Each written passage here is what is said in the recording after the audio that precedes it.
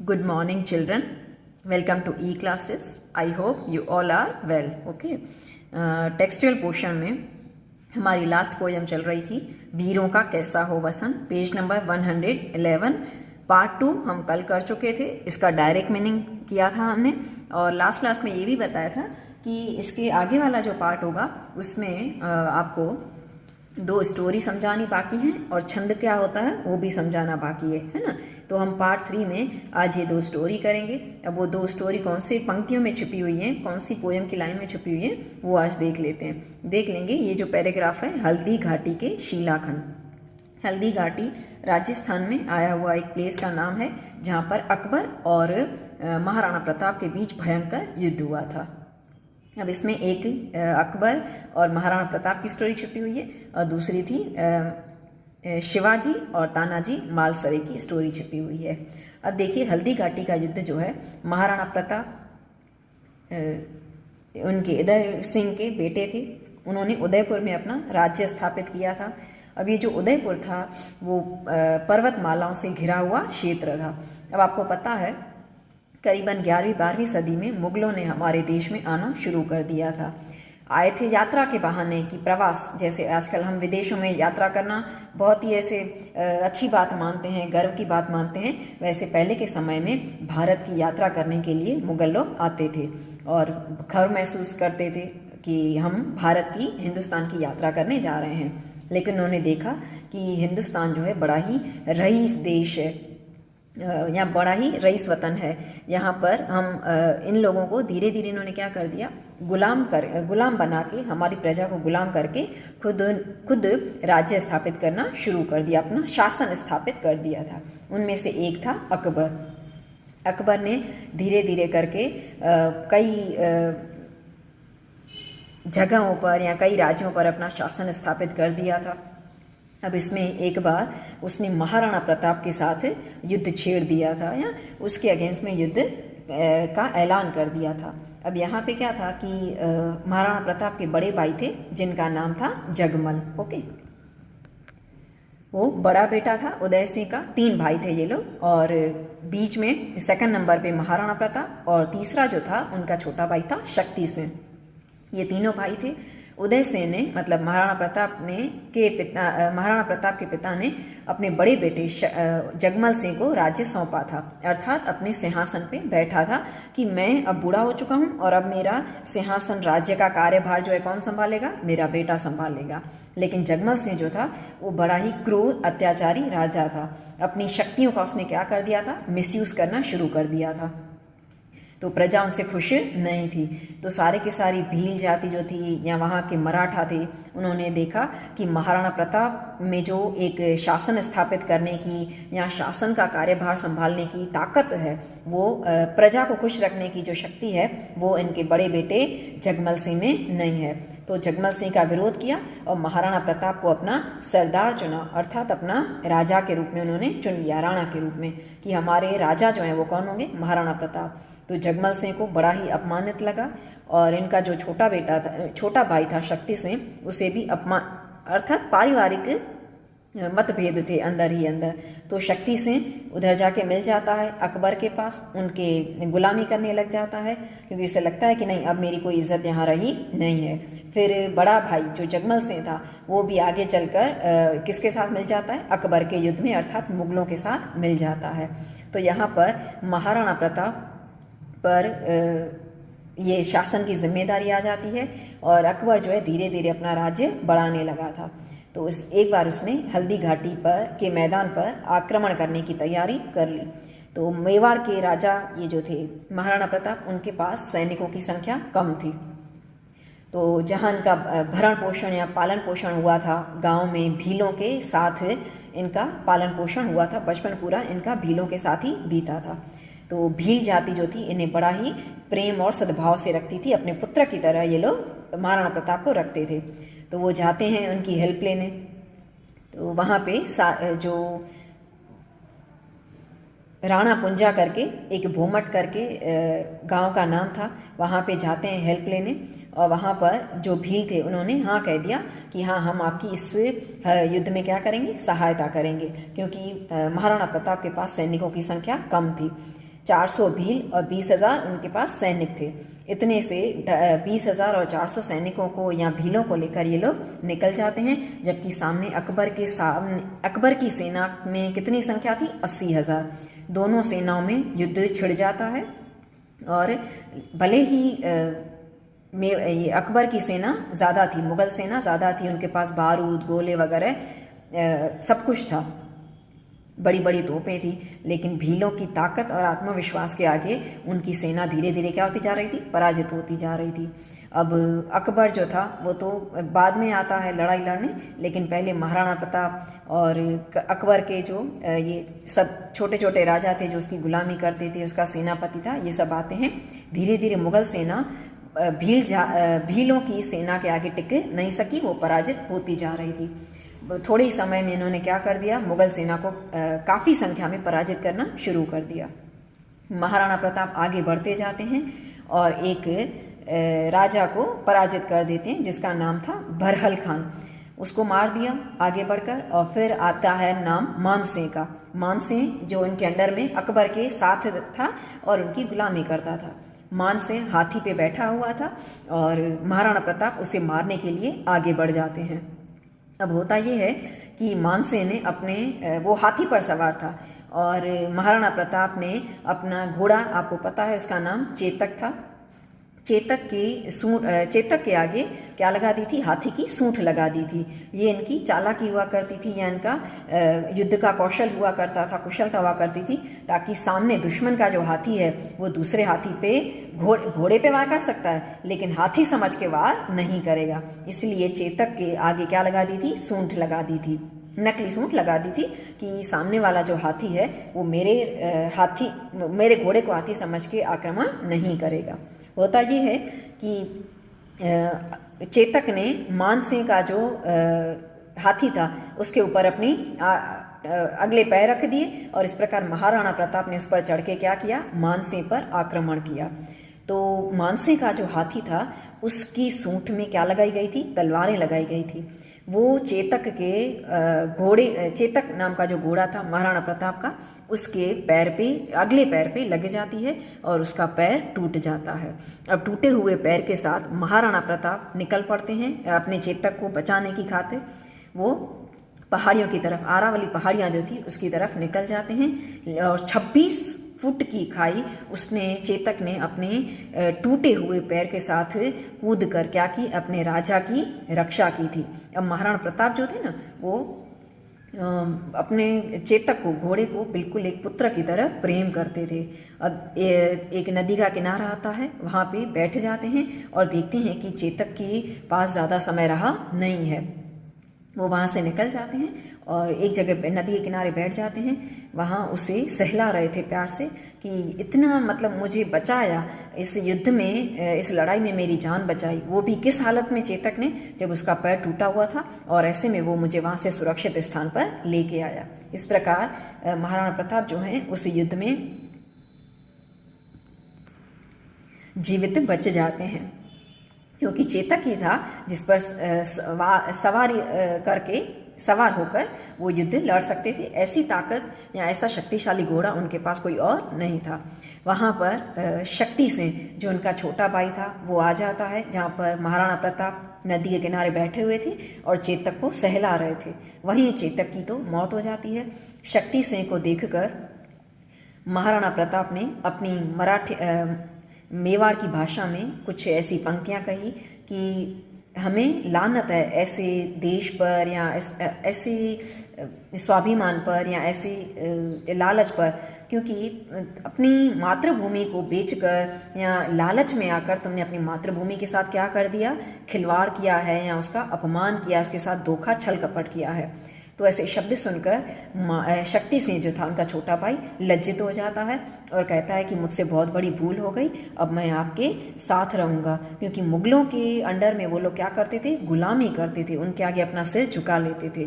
लेकिन एक महाराणा प्रताप थे, ऐसे बहुत से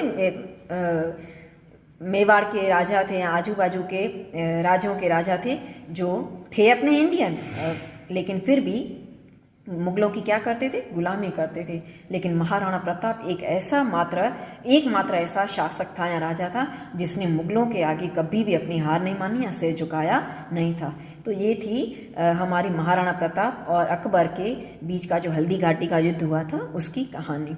अब महाराणा प्रताप तो वहाँ से निकल जाते हैं और पीछे जो भीलों की सेना थी और मराठा की सेना थी, उन्होंने मुगल सैनिकों को क्या किया, एक के बाद एक उनको मारते गए। आगे चलकर ये मुगल सेना जो है पराजित होकर यहाँ हार मानकर वापस अजमेर चली जाती है। ओके, तो इस प्रकार महाराणा प्रताप ने अपने क्या बचाए, प्राण बचाए। दूसरा है यहाँ पे जो स्टोरी दी हुई है, सिंहगढ़ के प्रचंड राणा ताना का करगमन। अब इसमें शिवाजी की स्टोरी छुपी हुई है। वीर शिवाजी मराठा के राजा थे, हमें पता है, और उनके एक बहुत ही स्वामी भक्त या ईमानदार कह सकते हैं सेनापति का नाम था तानाजी मालसरे। इस पे थोड़े टाइम पहले एक पिक्चर भी रिलीज हुई थी जिसमें अजय देवगन ने तान्हाजी का रोल किया था, अगर आपने देखी हो तो। यहाँ पर भी एक इंडियन राजा है हमारा, ये शिवाजी हैं, और दूसरी तरफ सामने कौन है, मुगल राजा उदय भानु करके एक मुगल राजा था। उसने सिंहगढ़, ये जो हमारे किले हुआ करते थे, महाराष्ट्र में इनका किला हुआ करता था शिवाजी का, उस पर छल कपट करके क्या कर दिया था, अपने कब्जे में करके रख लिया था। बहुत कोशिशें की शिवाजी ने, लेकिन उसे जीत नहीं पाए। अब यहाँ पर माता जो है इनकी शिवाजी की, जीजाबाई नाम था, वो कहती हैं कि तुम इतने वीर कहलाते हो, बहुत ही बहादुर कहलाते हो, पूरी की पूरी प्रजा जो है तुम पर क्या करती है, गर्व करती है। लेकिन किस काम का ऐसा गर्व, क्योंकि एक मुगल राजा जो है वो तुम्हारे किले पर आक्रमण करके बैठ गया है, कब्जा करके बैठ गया है, और तुम उसे प्राप्त नहीं कर पा रहे हो। उसी वक्त ये जो हैं शिवाजी वो संदेशा भेजते हैं कि किसी भी प्रकार से हमें अपना किला, गढ़, उसे गढ़ भी कहा जाता है, दुर्ग भी कहा जाता है, किला भी कहा जाता है, वो क्या करना है, प्राप्त करना है। अब महाराष्ट्र में बड़े बड़े किले हुआ करते थे, बहुत ही विशाल किले हुआ करते थे, उन पर चढ़ाई करना इतना आसान नहीं हुआ करता था। जाते हैं बहुत सारी सेना को अपने साथ लेकर, लास्ट में उदय भानु जो है उसे पराजित कर देते हैं तानाजी मालसरे। लेकिन ये उदय भानु जो था उसने तानाजी मालसरे का एक हाथ क्या कर दिया, काट दिया। वो निशस्त्र हो गए थे। उदय भानु भी कोई कम नहीं था, उसके पास भी हजारों में सेना थी, जबकि हमारी जो ये सेना थी तानाजी मालसरे, उनके पास सैनिकों की संख्या कम थी। भले सैनिकों की संख्या कम थी, लेकिन उनका आत्मविश्वास बहुत हायर लेवल का था। इतना आसान नहीं था कि मुगल सेना उन्हें जल्दी से पराजित कर सके। लास्ट में तानाजी मालसरे ने उदय भानु को मार दिया, लेकिन तानाजी मालसरे की वहीं क्या हो जाती है, मृत्यु हो जाती है। शिवाजी वहाँ पर पहुँचते हैं, उन्हें पता पड़ता है कि मेरा जो सिंह के समान, शेर के समान क्या कहलाता है, ताना कहलाता है, क्योंकि उसमें इतनी ताकत है कि जैसे शेर से छोटे प्राणी डर जाते हैं ना शेर का नाम सुनकर, वैसे दुश्मन जो है तानाजी मालसरे का नाम सुनकर क्या हो जाते थे, डर जाते थे। तो उसके लिए एक कहावत भी प्रस्तुत है, मराठा में कहते हैं, गढ़ आला पर सिंह गेला। गढ़ मतलब किला, किला तो मैंने प्राप्त कर लिया, लेकिन सिंह का मीनिंग होता है शेर। शेर के समान जो मेरे पास क्या था, सेनापति था, वो सिंह गेला मतलब चला गया। अर्थात गढ़ प्राप्त कर लिया, लेकिन मैंने शेर के समान अपने तानाजी मालसरे को क्या कर दिया, खो दिया, है ना। तो ये थी इनकी कहानी। तो जिस प्रकार तानाजी मालसरे ने क्या की, उदय भानु पर विजय प्राप्त की। महाराणा प्रताप ने अकबर के साथ हल्दी घाटी के युद्ध में विजय प्राप्त की। उसी प्रकार यहाँ पे कवित्री जो हैं सुभद्रा कुमारी चौहान, वो इतिहास से, अपने अतीत से पूछती हैं कि हे धरती माँ, भारत की भूमि, मुझे बताओ, इतनी सारी आज़ादियाँ प्राप्त की हैं तुमने, जो लोग अत्याचार करते थे, अच्छाई ने बुराई पे क्या प्राप्त की थी, विजय प्राप्त की थी। तो हमें भी बताओ वो कौन सी स्मृतियाँ हैं जिससे हमें पता चले कि वीरों का वसन कैसा होना चाहिए। अर्थात हमें आज़ादी, इन ब्रिटिशों से आज़ादी प्राप्त करने के लिए क्या क्या और करना चाहिए। ये 2 स्टोरी थी। आई होप आपको ये दोनों स्टोरियाँ कहानियाँ अच्छे से समझ में आई होंगी। अब हम देखते हैं छंद क्या होता है। ठीक है, छंद का मीनिंग देखते हैं। हम छंद के बारे में बात कर रहे थे। छंद जो है व्याकरण का एक प्रकार है, ठीक है। व्याकरण मतलब ग्रामर का। जैसे आपने भाववाचक संज्ञा की हैं, विशेषण किए हैं, क्रिया विशेषण, संधि, समास, उसी प्रकार छंद जो होते हैं वो भी एक क्या है, ग्रामर का प्रकार होता है, ग्रामर का टॉपिक होता है। छंद का मीनिंग क्या होता है, परिभाषा क्या होती है कि कोई भी काव्य की पंक्ति है, उसमें कितनी मात्राएं रखनी हैं, कितने वर्ण रखने हैं। मात्रा तो आपको पता है, अ, आ, ई, इस प्रकार के 13 स्वर होते हैं, वो मात्राएं भी कहलाती हैं। साथ साथ वर्ण का मीनिंग होता है अक्षर। जैसे कि ये इधर है ज य, तो ये कितने अक्षर हैं, 2, है ना। तो छंद जो हैं वो 2 प्रकार के होते हैं। एक होते हैं मात्रिक छंद जिसमें मात्राओं की गिनती होती है, दूसरे होते हैं वर्णिक छंद, वर्णिक जिसमें वर्ण की गिनती होती है। वर्ण मतलब अक्षरों की गिनती। तो यहाँ पे मैं आपको एग्जाम्पल के तौर पर कुछ आपने वो पढ़ी होगी हनुमान चालीसा, है ना। वो भी किसमें बंधी हुई है, यहाँ आई हुई है, एक चौपाई नाम का उसमें छंद आया हुआ है। अब हम देखते हैं इसमें कितनी मात्राएं आई हुई हैं। अब आप चौपाई या कोई छंद कैसे गिनती होती है उसके पहले थोड़ा सा ये देख लेंगे उनके क्या रूल्स रेगुलेशन होते हैं। जहाँ छोटी मात्रा होती है वहाँ पर आई का निशान लगाया जाता है, ठीक है। उसे लघु भी कहा जाता है, लघु या छोटी मात्रा। और बड़ी मात्रा होती है वहाँ पर एस, मतलब उसे गुरु भी कहा जाता है। बड़ी मात्रा मतलब उसमें 2 मात्राओं का समावेश होता है। जैसे कि यहाँ पे हम कर रहे हैं जय। अब देखो ज में कौन सा स्वर आया हुआ है, अ का। आपको पता है 8th में भी आपने ये किया होगा कि जब भी कोई हम व्यंजन मतलब अक्षर का प्रोनाउंस करते हैं, जैसे क ख ग, ये सब क्या कहलाते हैं, व्यंजन कहलाते हैं। जबकि अ आ ई इन सबको क्या कहा जाता है, स्वर कहा जाता है।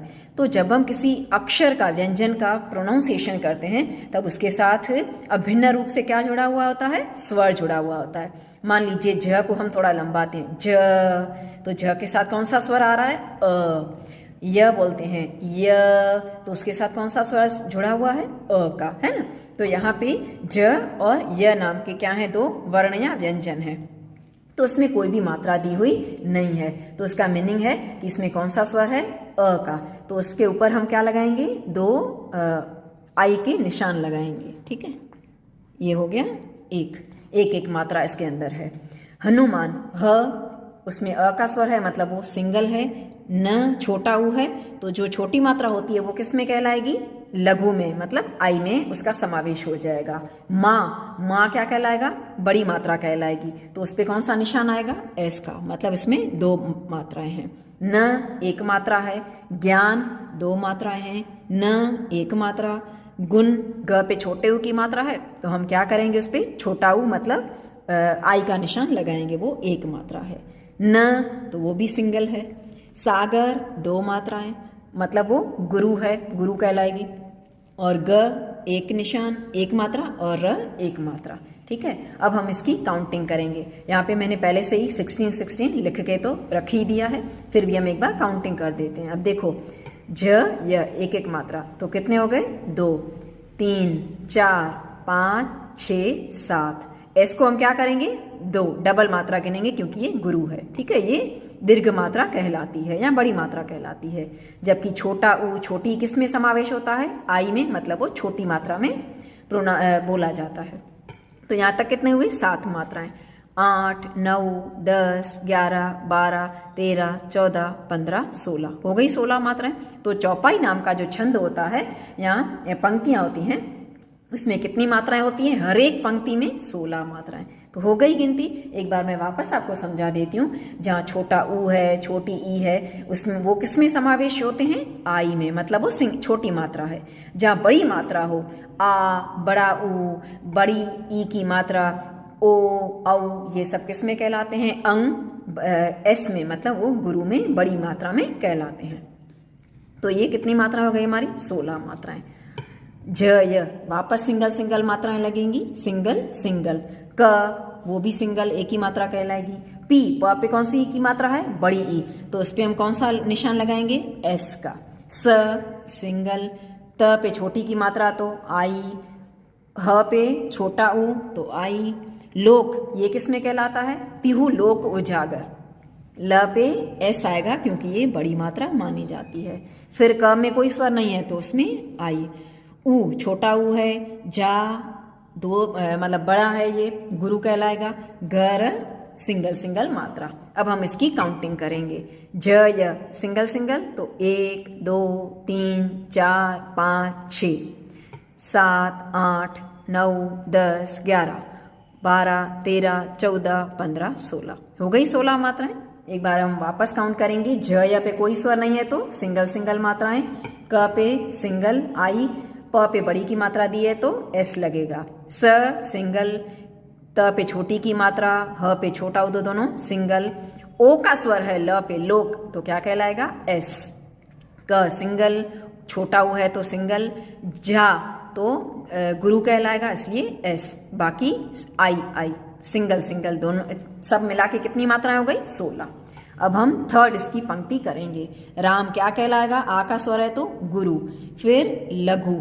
फिर द पे कौन सा ऊ है, बड़े ऊ की मात्रा है तो ये भी क्या कहलाएगा एस, मतलब डबल मात्रा। फिर त single S I. A single. त पे छोटे ऊ की मात्रा है तो सिंगल। ल पे छोटी की मात्रा है तो सिंगल। त पे कोई मात्रा नहीं है तो भी सिंगल। बल बलधामा सिंगल सिंगल। धामा तो धा पे डबल एस और माँ पे भी एस। अब हम इसकी काउंटिंग करेंगे। 2 3 4 5 6 7 8 9 10 11 12 13 14 15 16 हो गई 16 मात्राएं। फिर है अंजनी पुत्र पवन सुतनामा। अंग तो ये भी क्या कहलाएगा, डबल कहलाएगा क्योंकि इसके ऊपर अ का अ तो है ही, साथ साथ बिंदी दी हुई है ना, तो इसे क्या कहलाएंगे अंग। इसे अनुनासिक स्वर भी कहा जाता है। ज सिंगल है तो आई। न पे छोटी की मात्रा तो आई। पुत्र अभी इसको हम लास्ट में सॉल्व करते हैं। पवन सिंगल सिंगल सिंगल 3 बार आई क्योंकि इस पे कोई स्वर नहीं है। सुत तो स पे छोटा ऊ सिंगल। त सिंगल। नामा दोनों में आई बड़ी की मतलब गुरु की मात्रा है या डबल मात्रा है क्योंकि न के साथ आ का स्वर, म के साथ भी आ का स्वर तो क्या कहलाएगा एस एस कहलाएगा। अब हम इसकी काउंटिंग कर लेते हैं कितनी मात्राएं हो रही हैं। 2 3 4 5 6 7 8 9 10 11 12 13 कितनी मात्रा हो गई, वापस हम काउंट करते हैं क्योंकि हमने एक शब्द को छोड़ के रखा है। 2 3 4 5 6 7 8 9 10 11 12 13 मात्राएं हमारी हो गई। अब कितनी मात्राएं हमारे पास बाकी हैं, 16 में से कितनी बाकी हैं 3 है ना, तो हमें 3 मात्राएं ढूंढनी है। अब हम इसको सॉल्व करते हैं। प पे कौन सी मात्रा है, छोटे ऊ की, तो हम इसको क्या बोलते हैं पता है, प पे छोटा ऊ है तो हम जहां पे भी जैसे त पे छोटे ऊ की मात्रा थी तो सिंगल लगाया है ना, त पे छोटी की मात्रा थी ह पे छोटा ऊ तो हम इसे क्या बोलते थे सिंगल, तो हमने लगा दिया आई, ये एक मात्रा है या छोटी मात्रा है। त्र ये भी सिंगल है तो हम इसे क्या कहेंगे आई कहेंगे, आई का निशान लगाएंगे क्योंकि ये भी सिंगल है, कोई और स्वर इसमें नहीं है। अब 13 और ये 2 मात्राएं हम जोड़ लेते हैं तो कितनी मात्राएं हो जाएंगी 15 हो जाएंगी। तो एक मात्रा क्या पड़ रही है, कम पड़ रही है, जबकि चौपाई में कितनी मात्राएं पाई जाती हैं, हर एक पंक्ति में 16 मात्राएं कंपलसरी पाई जाती हैं। ये चौपाई छंद का नियम है। अब हम देखते हैं कहाँ एक मात्रा कम पड़ रही है। अब आप देखिए हिंदी साहित्य में या हिंदी लिटरेचर में कुछ ऐसे व्यंजन हैं जो संयुक्त व्यंजन कहलाते हैं। जैसे कि आपको बता दूं त्र, तो त्र के नीचे त और र समाया हुआ है, ठीक है, ये आधा त और पूरा र समाया हुआ है। ज्ञान तो ग और य तो क्या बन गया ज्ञ कहलाएगा, ठीक है। इक्ष तो क आधा और श तो क्या बन जाएगा इक्ष कहलाएगा। उसी प्रकार ये जो त्र है उसमें भी कितने व्यंजन जुड़े हुए हैं, 2, मतलब एक आधा है और एक पूरा है। तो त्र के अंदर कितने व्यंजन है, 1.5 व्यंजन है। तो ये जो प के साथ कौन सा स्वर जुड़ा हुआ है, छोटे ऊ का, तो हमने इस पे निशान कौन सा लगाया आई का, मतलब वो सिंगल मात्रा है या छोटी मात्रा है, लघु मात्रा है। अब त्र कितने अक्षर हैं, 1.5 अक्षर, इन्हें क्या कहा जाता है संयुक्त व्यंजन। तो अभी हम इसमें से ही क्या कर लेंगे, एक मात्रा काउंट ढूंढ लेंगे और फिर इसको क्या करेंगे, 16 बनाएंगे। ठीक है, 16 है ही इसके अंदर। हमने तो उसका क्या किया, केवल सॉल्यूशन किया खोजकर कि एक मात्रा और कहाँ इस पंक्ति में जुड़ी हुई है। तो हिंदी साहित्य में छंद का नियम है कि जब पहले अक्षर क्या हो, लघु हो, क्योंकि प पे कौन सा स्वर है, छोटे ऊ का, तो ये लघु कहलाएगा। अब इसके बाद जो है संयुक्त व्यंजन है, कौन सा, त्र। तो त्र के अंदर कितने व्यंजन समाये हुए हैं, 2, एक आधा त और दूसरा र। यहाँ पे मैंने आपको लिख के भी दे दिया है ना।